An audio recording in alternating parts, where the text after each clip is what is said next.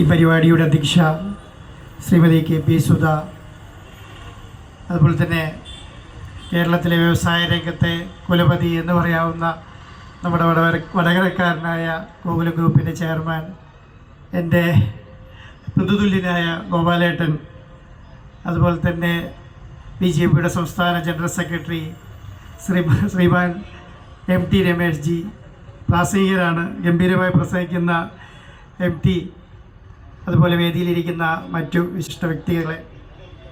എന്നെ സംബന്ധിച്ചോളം രജീഷ് ഭായിനെ ഞാനൊരു 2 വർഷത്തിന് താഴെയാണ് പരിചയം. ഞാൻ ഈ വടകര വന്നു പോകുന്ന സമയങ്ങളിൽ പരിചയപ്പെട്ടതാണ്.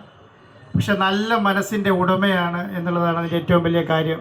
വളരെ സൗമ്യനായി സംസാരിക്കുകയും സൗമ്യനായി പെരുമാറുകയും നല്ല രീതിയിൽ ഇടപഴകാൻ അറിയാവുന്ന ഒരാളാണ് രജീഷ്.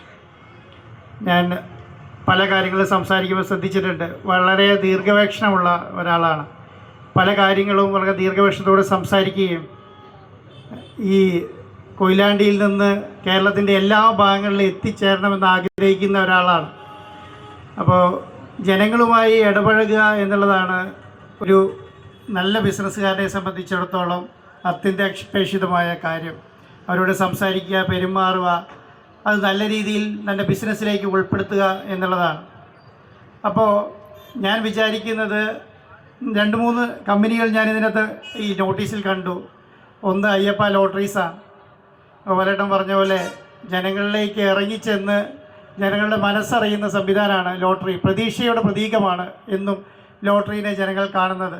അങ്ങനെ ജനങ്ങൾക്ക് പ്രതീക്ഷ കൊടുക്കുന്ന, അല്ലെങ്കിൽ പ്രതീക്ഷയ്ക്കൊത്ത് ഉയരാൻ സാധിക്കുമെന്ന് ആത്മവിശ്വാസം കൊടുക്കുന്ന ഒരു സ്ഥാപനത്തിൽ നിന്ന് തുടങ്ങി ഇന്ന് അയ്യപ്പ റോഡ് വൈസിലെത്തി നിൽക്കുമ്പോൾ വലിയ മാറ്റങ്ങൾ കേരളത്തിലെ റോഡ് വൈസിൽ ഉണ്ടാക്കാൻ പാകത്തിൽ അയ്യപ്പ റോഡ് വൈസ് വലിയ വിജയം കൈവരിക്കട്ടെ എന്ന് ആശംസിക്കുന്നു. MT നേരത്തെ പറഞ്ഞതുപോലെ കൊയിലാണ്ടിയുടെ ഗ്രാമഭാഗങ്ങളിൽ നിന്ന് ബാംഗ്ലൂരേക്കും അതുപോലെ തന്നെ അങ്ങനെ പല സംസ്ഥാനങ്ങളിലേക്കും കണക്ട് ചെയ്യുന്ന വലിയൊരു നെറ്റ്വർക്കായി അയ്യപ്പ റോഡ് വൈസ് മാറട്ടെ എന്ന് ആശംസിക്കുന്നു. കൊയിലാണ്ടിനെ സംബന്ധിച്ചിടത്തോളം മധ്യ കേരളത്തേക്ക് അപേക്ഷിച്ച് ഇവിടെ നിന്നായിരിക്കും ജനങ്ങൾക്ക് കൂടുതൽ കുട്ടികളും ഇപ്പോൾ ബാംഗ്ലൂരും സേലവും തമിഴ്നാട്ടിലും ആന്ധ്രയിലേക്ക് പോയി പഠിക്കുന്ന കാലയളവാണ്. അവരെ സംബന്ധിച്ചിടത്തോളം വൈകുന്നേരം അയ്യപ്പ റോഡ് വൈസിൽ കയറി കിടന്നുറങ്ങിയാൽ നേരെ വെളുക്കുമ്പോൾ ബാംഗ്ലൂർ എത്താം എന്നുള്ളതാണ്. ഞാനിപ്പോൾ ചോദിക്കുകയായിരുന്നു എങ്ങനെയാണ് സീറ്റിംഗ് ഇന്ന്. പകുതി സീറ്റ് സ്ലീപ്പറും പകുതി സീറ്റ് സെമി സ്ലീപ്പറുമാണ്. അപ്പോൾ കിടന്നു പോകേണ്ടവർക്ക് കിടന്നു പോകാം, ഇരുന്ന് പോകേണ്ടവർക്ക് ഇരുന്ന് പോകാം.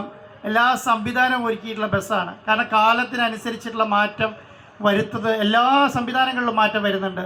അത് ട്രാൻസ്പോർട്ട് മേഖലയിലായിക്കോട്ടെ, ഹോട്ടൽ മേഖലയിലായിക്കോട്ടെ, എല്ലാ മേഖലയിലും അതിൻ്റേതായ മാറ്റം വരുന്നുണ്ട്. പഴയ പോലെ നമുക്ക് ഇത് ബസ്സിലാണോ വിമാനത്തിലാണോ സഞ്ചരിക്കുന്നതെന്ന് മനസ്സിലാകാത്ത രീതിയിലുള്ള ബസ്സുകളാണ് ഇന്ന് മാർക്കറ്റിലുള്ളത്, ഓടിക്കൊണ്ടിരിക്കുന്നത്.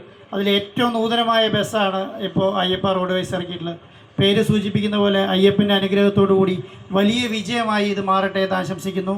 ഇതുപോലെ ഇനിയും 10, 20, 50 ബസ്സുകളുടെ ഉദ്ഘാടനം ചെയ്യാൻ ഞങ്ങൾ വരുന്ന പരിപാടിയിൽ കാണാമെന്ന് ആശംസിച്ചുകൊണ്ട് രജീഷിൻ്റെ കൂടെ പ്രവർത്തിക്കുന്നവർക്ക് എല്ലാവർക്കും ആശംസ നേർന്നതുകൊണ്ട് ഇതുപോലെയുള്ള ഉദ്ഘാടനത്തെ എന്നെ ക്ഷണിച്ച, അതുപോലെ ഞാൻ ഗോപാലേട്ടനെ കുറിച്ച് ഒരു കാര്യം കൂടെ പറയാം. കാരണം വളരെ താഴ്ക്കിടയിൽ നിന്ന് വളർന്ന് ഇന്ത്യയുടെ അല്ലെങ്കിൽ സൗത്ത് ഇന്ത്യയുടെ ഏറ്റവും വലിയ ഉയരത്തിലേക്ക് എത്തിയ ആളാണ് ഗോപാലേട്ടൻ.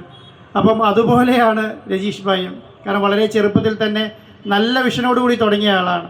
വലിയ ഉയരത്തിലേക്ക് എത്താൻ കഴിയും എന്നുള്ളതാണ് ഞാൻ വിശ്വസിക്കുന്നത്. എല്ലാവർക്കും ഒരിക്കൽ കൂടി ആശംസിച്ചുകൊണ്ട് നിർത്തുന്നു. നന്ദി.